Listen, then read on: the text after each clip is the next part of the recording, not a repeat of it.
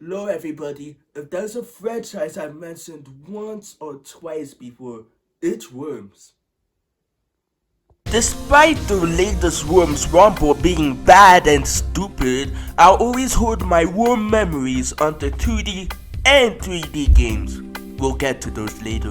Strategizing, customizing, and launching havoc for all these years. This is the Worms I'll always be glad to have grown up with. So because I'm in a Worms mood, I'm doing a Worms marathon. A Wormathon, if you will. This is the Worms marathon.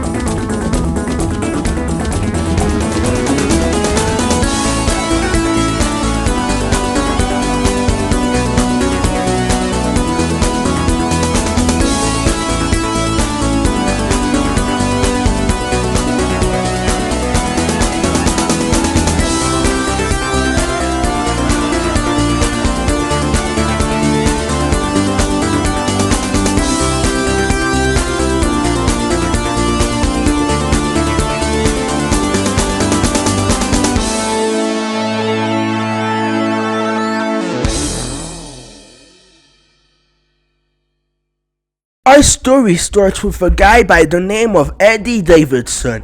You see, Andy has been a big fan of Amiga since 1987, specifically the Amiga microcomputers. In 1990, work began on a project under the name Artillery, using a casino graphing calculator as an experiment for his own amusement. Artillery was based on the previous tank games from the 8-bit era. Eventually, in August 1993, Davidson later moved development of Artillery to the Amiga, which not only allowed him to introduce new elements not possible on a casiographic calculator, but it also allowed him for far better graphical style not possible on calculator. Davidson added worms as the playable characters, and with inspiration from Amiga format's Blitz basic programming competition, Davidson renamed his game from Artillery to Total Wormage. Unfortunately, Total Wormage didn't win the competition. In fact, it didn't even reach any place for classification. Between you and me, it's probably because of that stupid name. I mean, Total Wormage? Really? So after a bunch of failed pitches to several publishers, Andy showcased the game during ECTS in September 1994, where he and Team 17 co-founder Martin Brown made an offer on the spot to develop and publish Total Wormage. And the rest is history. The game's name became Worms, and it was released on October 30, 1995. For this review, I'll be looking at Worms United, which not only has the original 1995 game, but it also has the Reinforcement expansion pack, On top of that, then after that, I'll also be taking a glance at the director's cut. And then it's Worms Open Warfare and its enhanced port, which I'll be looking at that with Worms Collection. Okay, so after two logos for two companies, one defunct and the other still alive, we get now that I've got your attention, stop sniggering! Huh. I could stay here all night until I find out which one of you once did it!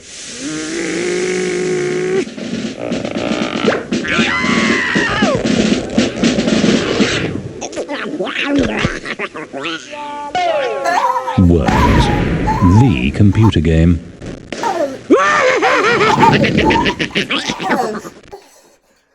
You see, this is why I don't like these designs. They look freaky, unnatural demons from hell. Yeah, they may be more accurate to how worms look, but the body nose, the unnecessary dark grey shading, the eyes, the teeth, I'm sorry, they just look gross. There's a reason this is the only game with these design. So after that, you get to the title screen. Before that, let's choose a name for our team, more specifically, its members, since I forgot to change the team name, but I'll eventually just use my name. You can also choose a voice, which is pretty much the most you can customize outside of the names. And we're off to challenge mode. Every time you start any mode, it plays a different cutscene. Every time. They don't even have any relation to what you do in mission, now that I think about it. But as for the cutscenes themselves, aside from the fact the CG aids as well as cheats, they certainly provide a decent amount of entertainment. I just wish they were treated more like a reward for completing a mission as opposed to having them be given out like candy. That, and you can just look them up on YouTube, but that's besides the point. Every mission has you kill a number of worms with a condition, whether it be with all weapons, no bazooka, or only using a specific weapon like a Uzi. The controls are okay, but I feel my worms moves a bit too slow for my liking, to the point I sometimes end up hopping to places I want to go to.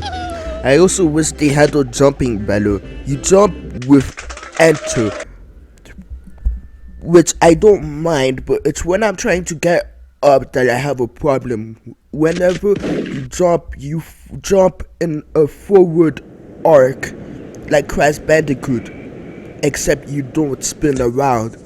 I don't like it because it's incredibly finicky. Most of the time, if I want to reach a higher platform or go back where I accidentally hopped off, there's usually a very high risk that I straight up won't make it. I wish there was some kind of backflip you could use like some of the later Worms games. Not only would it fix this problem, but it also makes things a lot easier. Might as well talk about the weapons. The bazooka, probably the one I use the most, it's great for faraway enemies and it delivers big impact, although it can be also affected by wind. Homing missile. You get to click on the worm and just shoot away. The only reason I use bazooka mode is because unlike the bazooka, the homing missile has a limited amount of ammo. And another reason is because sometimes it straight up misses when it shouldn't have to. Like there isn't anything blocking from getting the worm I aimed for, yet somehow I missed. The grenade, which I barely used, the shotgun, which I also barely used, the Uzi, which while it doesn't allow you as much shots as a shotgun, it makes up for it by firing lots of bullets. The fire punch, good for pushing worms off the map. Dragon Ball.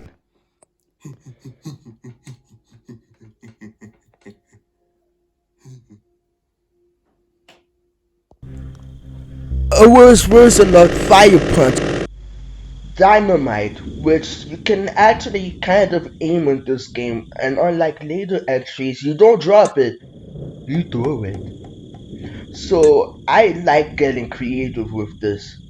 Mine, which is like the dynamite, only you can't throw it, you drop it. Airstrike has you target a worm with a bunch of missiles from a plane.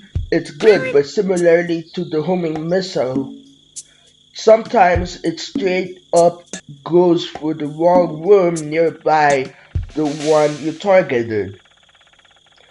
Teleport moves you to another part of the map at the cost of a round. It's okay, but sometimes the enemies like using it too much.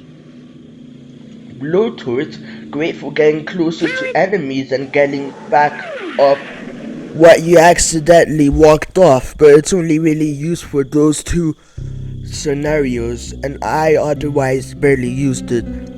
Pneumatic drill, it's like the blowtorch, but it goes down. You can only really use this on a worm, nothing else. So I use this even less times than the blowtorch. Ninja rope helps you swing around places you need to go, but I didn't even use it in this game.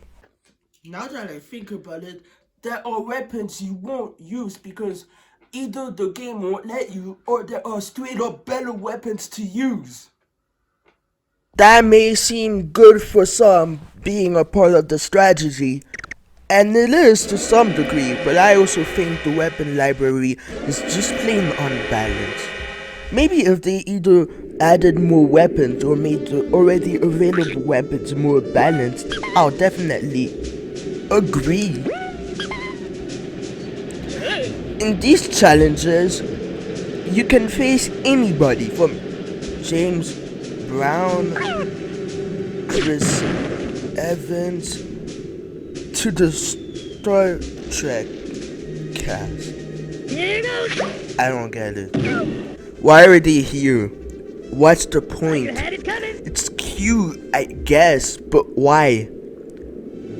This is also a good time to mention James Brown kicked my butt in Worms, so why is the difficulty so annoyingly inconsistent? In one instance, you could be acing it, but in another instance, the opponent destroys you. It also doesn't help how the physics can sometimes be straight up ridiculous. Like, look at that! How did that hit me? I wasn't even close. All that to say, after a while, I dropped the challenge mode. Either it was too frustrating or it became too boring. Those are the two reasons you most likely stop challenge mode. There's also battle, which you can play against 3 other CPU teams. I ended up having more fun here due to the fact that it wasn't frustrating. Quite frankly, with the amount of available weapons, this is pure Worms mayhem, and I like it. So overall, the first game isn't too savvy, but it definitely aged. And 2 years later, an expansion pack for the Amiga version came out. It's Worms Director's Cut. Wouldn't it make more sense to say Developer's Cut? Well, anyway, unlike the DOS version, you can't change the voice. Bummer. But I'll make a lot by choosing the names. Nacho, Joseph, Pingas,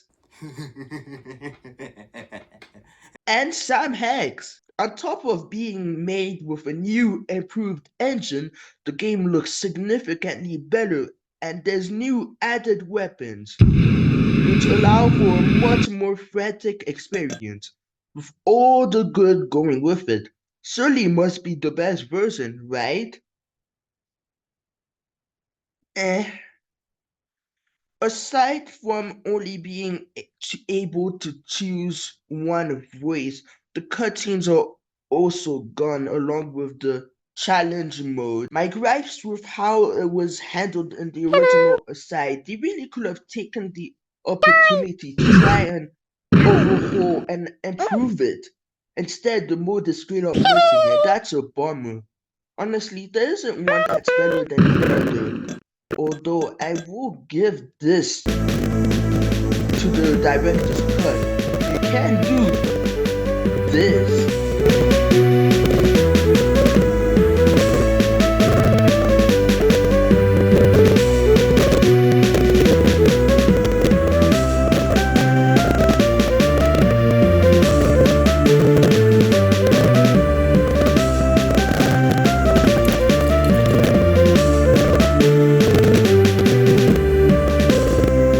11 years later, a remake of the first game came out, titled Worms Open Warfare. Now, I never had this one growing up. In fact, I'm more familiar with the sequel. To my knowledge, Open Warfare 1 is more obscure since a lot more people own Open Warfare 2, myself included. But 11 years is a long time, so did they improve themselves or did they blunder themselves? So right off the bat, if this is supposed to be a remake of the first game, why did they also feel the need to remake the cutscenes from the second game? I mean, it makes no sense. Couldn't they have saved remaking Worms 2's cutscenes for Worms Open Warfare 2? In fact, why wasn't that one a remake of Worms 2? But anyway, it's not like if there were very few cutscenes in the first game. No, there were plenty they could have remade instead of just 2. While Worms 1 cutscenes are funnier than the original, the Worms 2 cutscenes is a bit of a different story altogether. And the fact that the majority of Open Warfare's cutscenes are Worms 2's cutscenes is a really big problem. Simply put, they aren't as funny or endearing, often having changes that make them way worse in my opinion. Also, this is a me thing, but why are only the worms cell shaded and nothing else? It makes them look like peanut butter in a cereal. They stick out like a sore thumb. Before I start the game, I might as well create a team.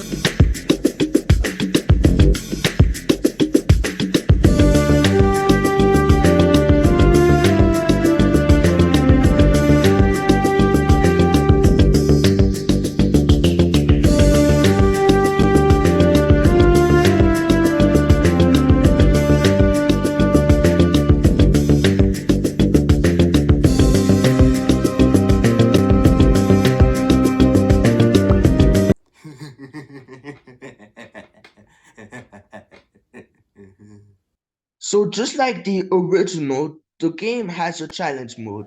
Unlike the original, the game forces you to do a tutorial. Lame. The challenges here are nothing like the ones from the original Worms. In fact, I don't even think they have any variations. The controls are so much better than the original. They even got rid of the thing where if you were close to get a fall damage, your worm would almost lose balance and go. Whoa! It's cute at first but got pretty annoying. So I'm glad they got rid of it. I can't say the same thing for the use of CG in the graphics. Don't get me wrong, the game looks really good, but the CG is not only obvious, but it can be distracting, especially on the map. I also wish the worms were made a lot more expressive. What happened to the big moldy eyes they had when you either died or they became impatient? I miss that. Sure, they grin when you get a hit, but that's not enough. I also wish they kept the weapons from the director's cut. Reinforcements have arrived! I may have fun with the ninja book, but it's certainly no fully remade. But the weapons available are great and feel more valid from a certain point of view. But I'll get more into that later. A problem I had with the game is that the CPU components are so slow and they take way too long. What's this? You just stand there like a dog thinking about what to do. Yeah, in the original, the enemies were either jerks or being stupid, but at least in the original, they didn't take forever. Come on, I have reason to be.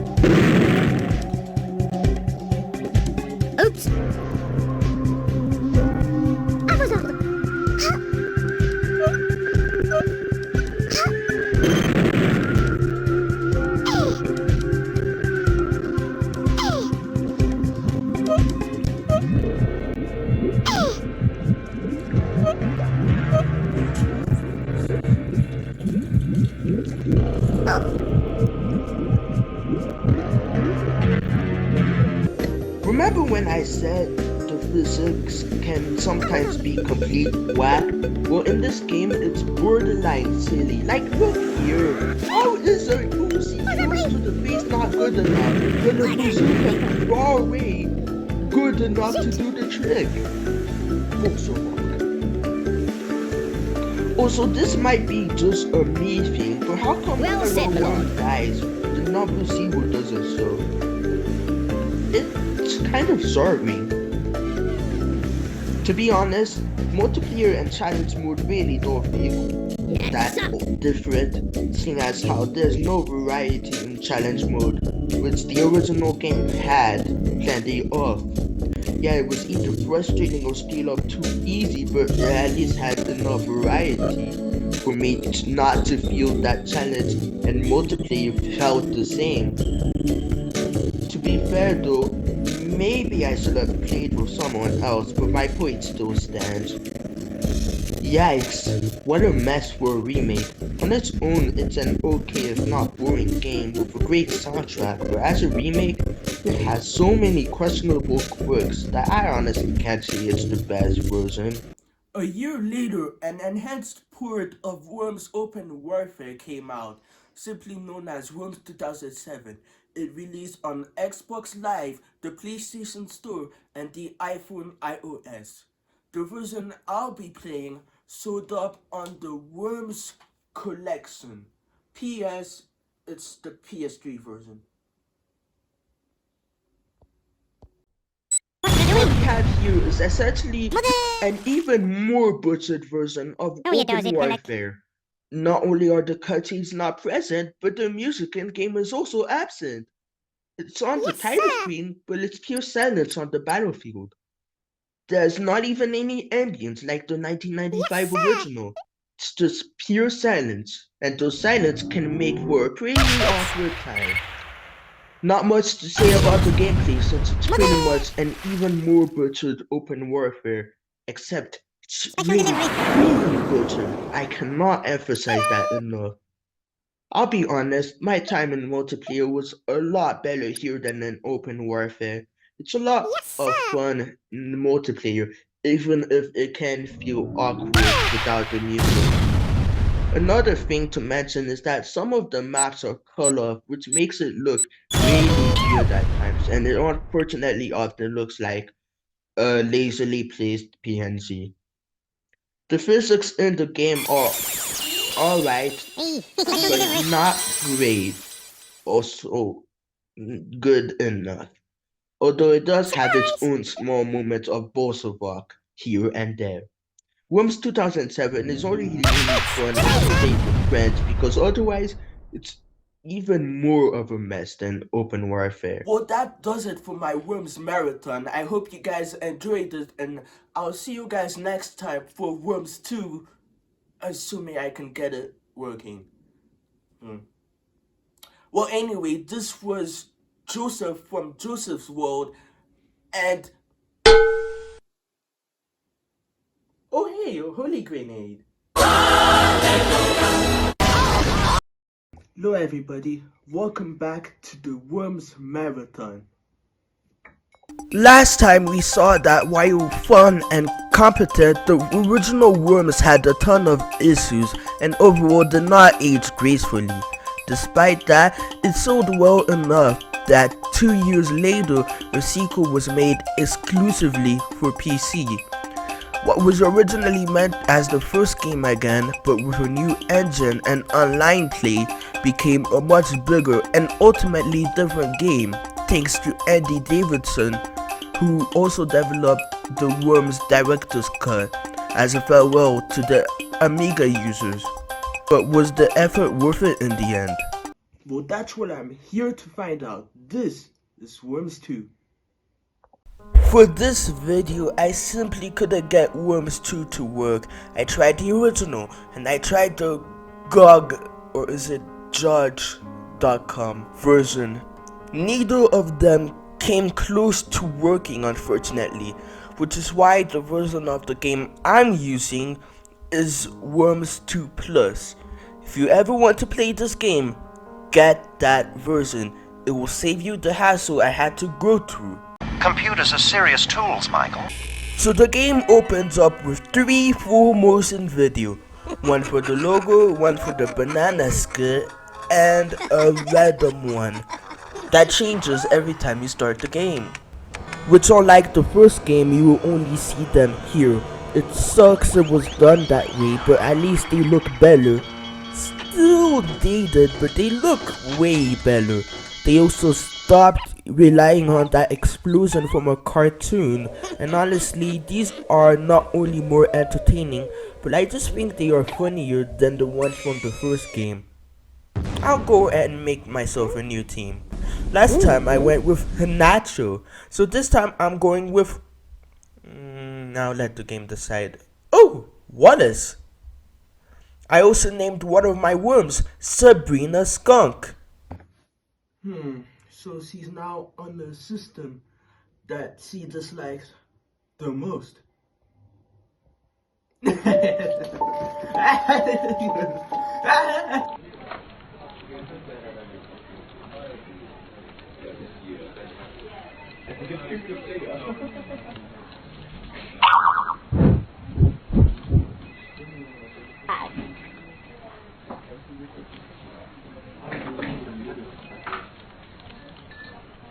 Well, mission mode is different from the last game, as in you only have 2 teams going against each other instead of having one team with a couple of worms and another team with only like 1 or 2 worms. And the objective is a lot more consistent and the same. Kill the opposite team, that's it. It may sometimes vary in how you kill them, but for the most part it stays the same. But the sole difference between this game and the last game is in the controls and how much better they've been made overall. They are smoother, they are snappier, meaning that a lot of the unwarranted jank from the first game is no longer here. There's still a few that sneak in, but for the most part there aren't as much. And the weapons have been made a lot more balanced, thus I end up using a lot more instead of just sticking to the bazooka. Like for example, in this game my favorite to use is Ninja Move. You get to go around a lot faster and be all stylish. Besides that, I'd say that the missions are a lot more interesting instead of either being so easy to the point it's boring or too frustrating to the point it's frustrating. Although there's something that's always bothered me, and I've always wondered why do the CPU in this game always go for the Sabrina worm? It's like they always want her dead. That's really weird. However, this time around, what brings the missions down is the fact that sometimes they can just out of nowhere have this random spike in difficulty. Instead of just naturally flowing up into difficulty, it just spikes up at random times. Like there's this one mission where you can't move and all you can do is either do a grenade or launch a bazooka. But I had to restart that mission several times because for some reason every time it seemed like they somehow got the upper hand. It's really frustrating. Come on guys, you nearly had the ball rolling for a stable difficulty. You were so close. Fortunately, most of the missions are fun, rightfully challenging, and I can guarantee you'll have a blast. You just need to sometimes suffer through the really unfair boss of all. If I can sum up challenge mode in this game, think of it as your favorite fruit. I'm choosing banana. Okay, so now imagine if that banana was the sweetest, most delicious banana you've ever had. Until you come across several soft, bitter, or mushy brown spots. That's the challenge mode of this game. Oh, at least its training mode isn't as frustrating as... Huh. I feel like I foreshadowed something. Well, anyway, let's talk about the multiplayer. Then there's Quick Battle. It's in the name.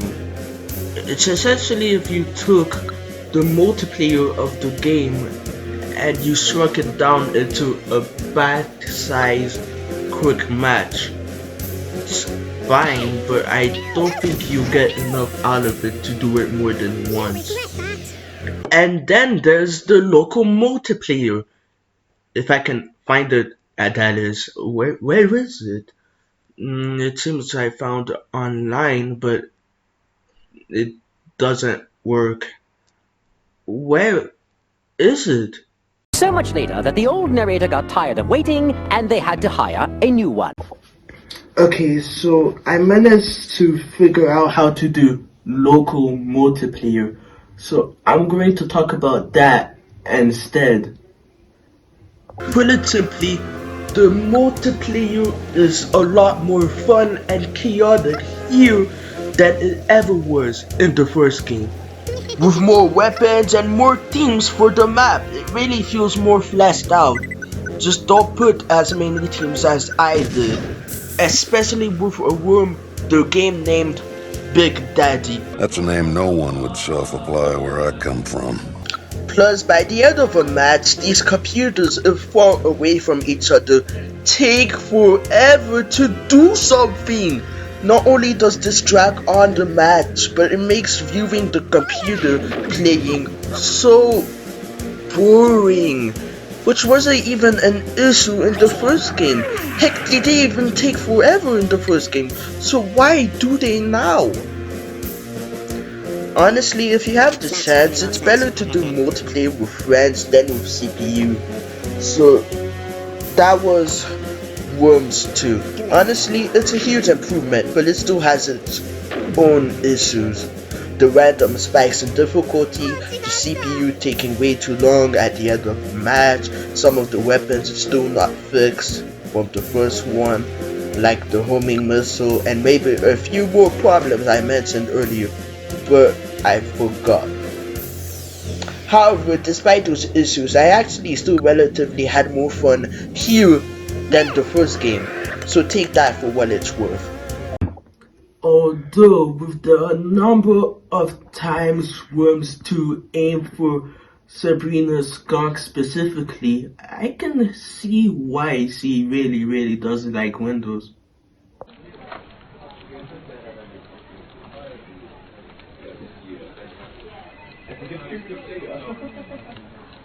What? It's so to have a vendetta with a game that has it out for me. Well, the Worms Marathon is chugging along just fine, as next time I'll be covering the next game. It's the one you've been waiting for. It's the most praised one. It's the most cherished one of all time. It is Worms Pinball.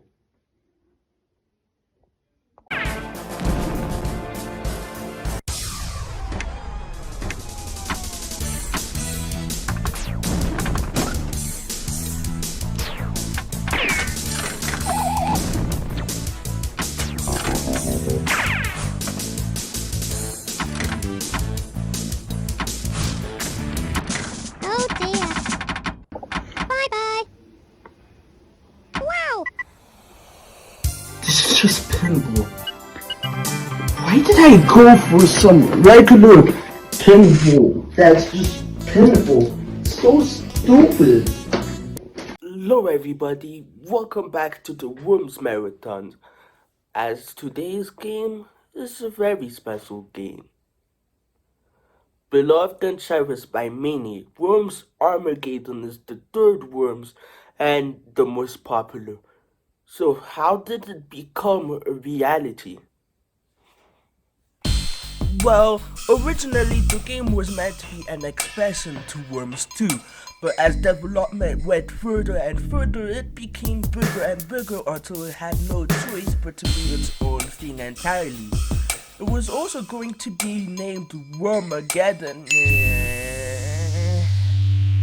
but this was changed out of fear of being too similar to Carmageddon. But my question is, does it truly deserve this much cheering and cherishing?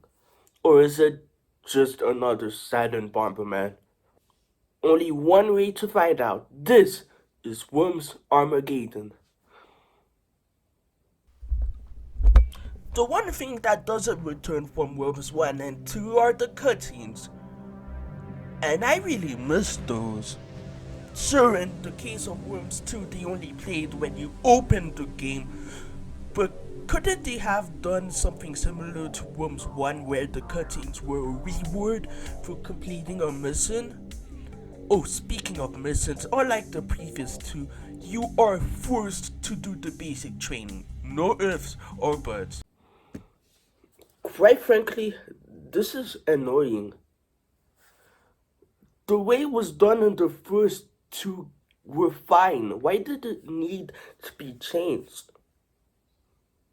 It's one thing if they are forced on you, but it's another thing entirely if they are downright boastful. And unfortunately, they are downright boastful. With some of these, they want you to be so precise, but with mouse and keyboard, I can't exactly do that. On top of that, you've got a really strict time limit. What the hell? I'm not kidding when I say I've been struggling for literal hours with how picky and strict these trainings are. I don't even think I'll... Wait, whoa, I did it! I made it! Whoa! But you may be wondering, if the training are that bad, could the missions be any worse? And the answer is yes. Yes, they are. Look at what they expect you to do in the first mission alone. Going from point A to point B with only girder. Let me repeat that. They expect you to go from point A to point B with only girder. Are you high? And plenty of missions are just like this too. Maybe that's why they force you to do training. Because these missions are ridiculous. These aren't fun, these feel more like chores. That's not what I'm supposed to feel like. But okay, the single player sucked, big deal. What about the multiplayer? Well, to be honest, this was way more fun than Worms 2. A lot more weapons have been added, and don't worry, you don't even have to go through those dumbass missions to unlock them. They are already there. So what you get is an even more beefed up, even more cuckoo multiplayer, both local and online. If you can actually get an online match to start up, that is. So yeah, Worms Armageddon is a good multiplayer game, but after a while, even that gets boring. And when your single player is more frustrating than fun, I tell you Worms Armageddon is overrated. 11 years later, however, a remake titled Worms Reloaded became a thing to presumably cast on to the original's popularity, but who knows, maybe it's better than the original. Is what I would be saying if I wasn't taking a look at Worms 2 Armageddon instead. From the Worms collection. I'm doing this since Reloaded is technically an expansion for Worms 2 Armageddon. But anyway, the graphics are way better. Who can say no to 3D backgrounds? The controls are even better, even if ninja roping has been made a little bit worse. There are way more weapons, meaning you get a lot more opportunities to mess around. The single player is actually the right kind of challenging and not someone sniffing glue. You have so much costumes for your worm, it can be hard to decide, and I like that. But the best part is the multiplayer. Oh boy, the multiplayer. The multiplayer, it is so much more chaotic and fun, you almost swear you're in a Looney Tunes cartoon. It's frantic, it's loony, it's a fun time. And that's on top of the different packs just in solo. This is the definitive version. No ifs, no buts. I know this is an unpopular opinion, but if I have more fun with something, I'll stick with that.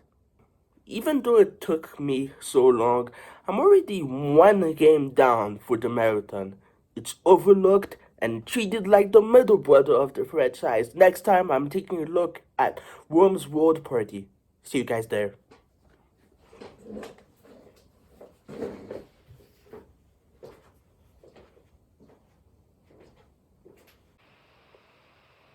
Hello everybody, welcome back to the Worms Marathon. So this is it. We reached the end of the marathon by looking at the last game of the second generation, Worms World Party. After Worms Armageddon release, Team 17 actually had plans to make a fully three-dimensional Worms game. But as most of us are aware, this later became Worms 3D. It's also why at first Worms Armageddon was meant to be the final 2D game in the series, but Sega approached them and also asked an online version for the Sega Dreamcast. Fun fact, Worms World Party is the first Worms game made without Worms creator Eddie Davidson. But did the effort without him pay off, or was he really what held the games together? Only one way to find out. This is Worms World Party. Well, for one thing, the title screen is a lot more colorful, but the graphics for everything else, including in-game stuff, remains just as dark and pretty much the same as Armageddon. Some may not see that as a negative, but I do. Not only does it make it harder for World Party to stand out with 3 games that share this exact same art style, it also ends up being bland and generic. It's also like if they heard my complaints for the lack of cutscenes and had them in.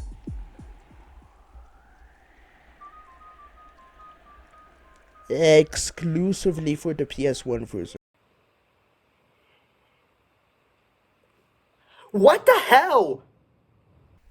Okay, fine. These aren't as good as the ones in Worms 2, but they are still entertaining, so to have them stuck in one version just feels like a kick in the nerds. The controls feeling so similar to Worms Armageddon definitely doesn't help, but the one change I like is that the missions don't require any first training. They are still freaking impossible, mind you, but at least you don't have an extra step shoved up your ass. But yeah, let's talk about those missions, because while they aren't as finicky, they are still needlessly picky. Oh, to scratch what I said about them not being as finicky, because the more you do of them, the more they actually feel even worse than Worms Armageddon. Like, the type of stuff they have you do is straight up exhausting. I think I actually had to take breaks, these were so exhausting. You know what? I'm starting to realize why not many people talk about this game. But what about the multiplayer? Now, normally, this is the part where I usually say this is even better than the last game. But honestly, not this time. They feel just like the ones in Worms Armageddon, but because of that, not much is different, and you're not missing much by just playing the Worms Armageddon multiplayer. My god, is this game so bland? The missions are way more crap, the multiplayer is practically the same, just like the whole game feels like Worms Armageddon 2.0. And that's not what you're supposed to do as a sequel. As a sequel, you're supposed to add new things and improve the old things that needed improving. Change up stuff, which Worms World Party does none of. So to answer my question, no, this isn't underrated. It's not even overrated. It's just there. Well, what a way to end the Worms Marathon on a downer note. Huh. Oh, but don't worry. We're in December, which can only mean one thing. Christmas! This was Joseph from Joseph's World, and I'll see you guys next time. Christmas, baby, yeah!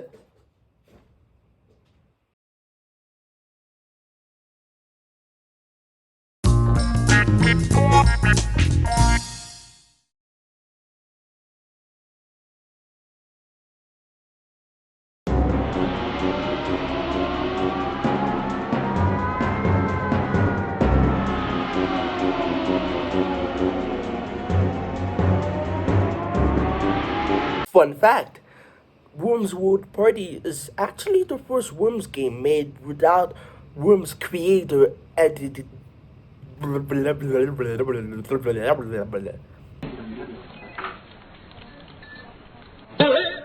still here. It's over. It's been over for quite some time now. Shoo!